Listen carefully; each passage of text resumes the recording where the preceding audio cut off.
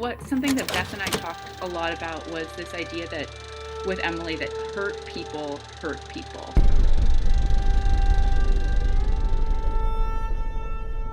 It's funny, I was reading um, a biography of some kind of the actor Al Pacino. And Yeah. in some way, you've probably heard this. I'm going to mess up this quote completely, but to paraphrase, he said that he never judges a character that he plays, no matter how good or bad they are. He tries to understand them because he feels that's going to aid his performance, because at the Yeah. end of the day he needs to bring this person to life. And you, I mean, this is such a relevant question to you pertaining to this character Emily. Like, you've kind of explained how you would approach playing a character like that, and it's such a I think it's such a wonderful way to look at it. But did you have any trepidation about playing the role? Did you think about it and go, wait a minute, it's like you said, I'm playing a white supremacist here. Yeah. Oh, absolutely. Yeah. Like yes. Uh, with a lot of, that entire church, with the whole thing, it was like, it was awful. It was awful. Yeah. Like not, yeah, judging your character. Obviously, when I'm not in character, I can absolutely judge what she's saying. It's awful.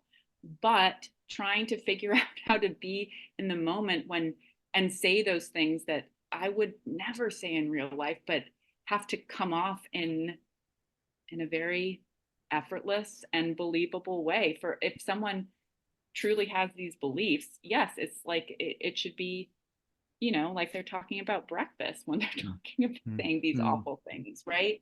mm, Um, but yeah, I think trying for what something that Beth and I talked a lot about was this idea that with Emily that hurt people, right? Like a person has to be in a lot of internal pain to lash out the way that she does in this movie, or let things progress the way, not do anything to stop them from moving in the direction that they have. And so in talking with Beth and for my own process, it was really nailing down what's that hurt for Emily? What's mm, the pain that she's going through that's perhaps fueling this hatred? Um, Not trying to excuse it, but trying to find the way into it. mm, Um, because I agree, you have to find that thing that you empathize with mm. in a character, and it's very hard sometimes, but you have to find your way in. So um yeah, that was, I think, pretty essential to creating Emily. Anyone who hasn't seen this movie should go out and watch it. In fact, watch it twice. I've now watched it 3 times, and it's like I keep. And They're it, what's great. great, what's great about it is that I keep on picking up new things. And there's that Yeah. there's that opening scene that you were speaking about in the church, and I sometimes I didn't plan on asking you this, but I thought to myself, I wonder if you had to, stroll by and find yourself walking into this church and a meeting like this is happening, and you sit down and you hear this conversation unravel. I wonder what would be Yeah. going through your mind. Oh gosh, yeah, it's ugh. I mean, the Oh, pie moment is like, I think I don't want to ruin anything for your listeners, but like the pie moment, even reading it in the script, and I think it's such a cinematic moment to just linger with it. mm. And you hear the women sort of talking in the background, but you're like, that pie says everything. It says it all, doesn't it? When you play such an extreme character, I'm sure that you get those folks out there that'll come up to you in the streets and go like, they can't differentiate between Oh Stefanie yeah, Estes for and Emily. sure. Have you had those experiences? Oh, I mean, not in person, but definitely like on the internet. Mm, Yeah, I think, and it's it's uh it can be a bit off-putting because I'm an actor and my job is to to play this character as well as I can.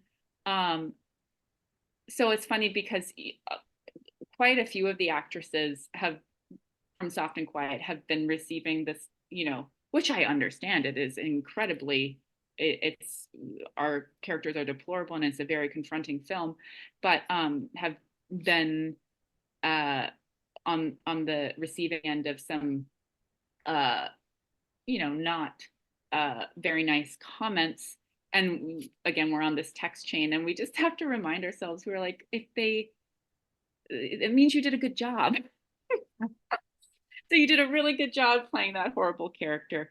But yeah, I mean, I understand people's reaction to it. I absolutely do. But again, I am an actress. That is not, those are not my views. That is not me. That incident did not happen. Yeah, of It course, was a of course. movie. What about the positive response to it? I mean, like we keep on speaking about the film's success. Success can mean a lot of different things to a lot of different people, but what did the success of Soft and Quiet mean to you? Well, yeah, I guess it was super exciting. I think it what it meant to me was that, like, this piece of art that was asking viewers to confront something ugly that is happening in our world, to witness yeah, these characters that exist.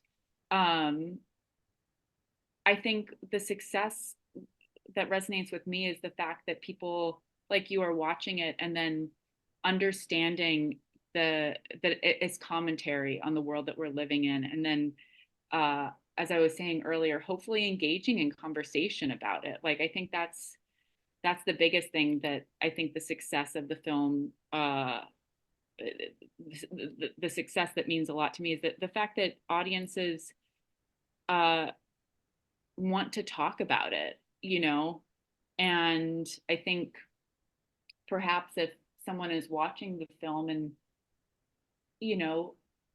hears something that they have heard, like I said before, has heard someone in their life say, maybe it's a message to them to perhaps confront that.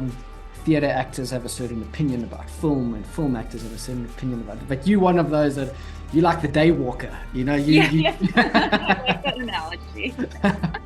You do both. I hope the tenets of acting are the same, as to be honest and truthful in the moment. Gaze into the abyss.